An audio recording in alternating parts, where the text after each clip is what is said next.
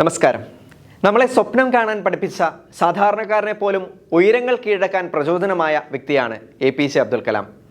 ആ വലിയ മനുഷ്യൻ പറഞ്ഞതുപോലെ നിങ്ങൾ എന്തെങ്കിലും നേടാൻ ആഗ്രഹിക്കുന്നുണ്ടെങ്കിൽ നിങ്ങൾ അതിനെ സ്വപ്നം കാണണം. അവളും കണ്ടു ആ വലിയ സ്വപ്നം. അവൾ ഒരിക്കലും വെറുമൊരു ചോദ്യം മാത്രമായിരുന്നില്ല അന്ന് ചോദിച്ചത്, അത് അവളുടെ ദൃഢനിശ്ചയമായിരുന്നു.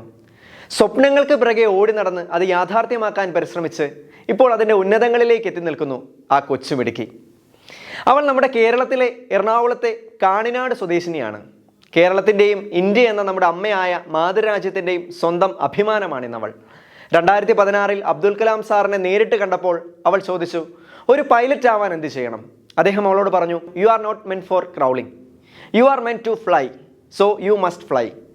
നിങ്ങൾ ഇഴയാനുള്ളതല്ല, നിങ്ങൾ പറക്കാനുള്ളതാണ്, അതിനാൽ നിങ്ങൾ പറക്കണം. അവൾ അതിനുശേഷം അവളുടെ സ്വപ്നങ്ങളെ യാഥാർത്ഥ്യമാക്കാനുള്ള പരിശ്രമത്തിലായിരുന്നു. ഇന്നിപ്പോൾ 8 വർഷങ്ങൾക്ക് ശേഷം ഇന്ത്യൻ വ്യോമസേനയിലെ പൈലറ്റാണ് ഫ്ലൈയിങ് ഓഫീസർ കീർത്തന MV.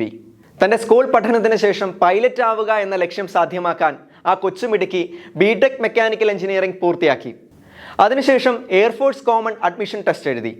പിന്നീട് 1.5 വർഷത്തെ പരിശീലന കോഴ്സ് 2022 ഡിസംബർ 17 വിജയകരമായി പൂർത്തിയാക്കി.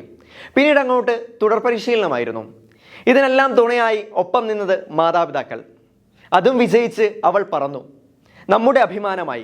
ആ വലിയ മനുഷ്യൻ്റെ ഉത്തരങ്ങളിൽ വിശ്വാസമർപ്പിച്ച് കഠിനാധ്വാനത്തിലൂടെയും പരിശ്രമത്തിലൂടെയും ദൃഢനിശ്ചയത്തിലൂടെയും അവൾ പറന്നു.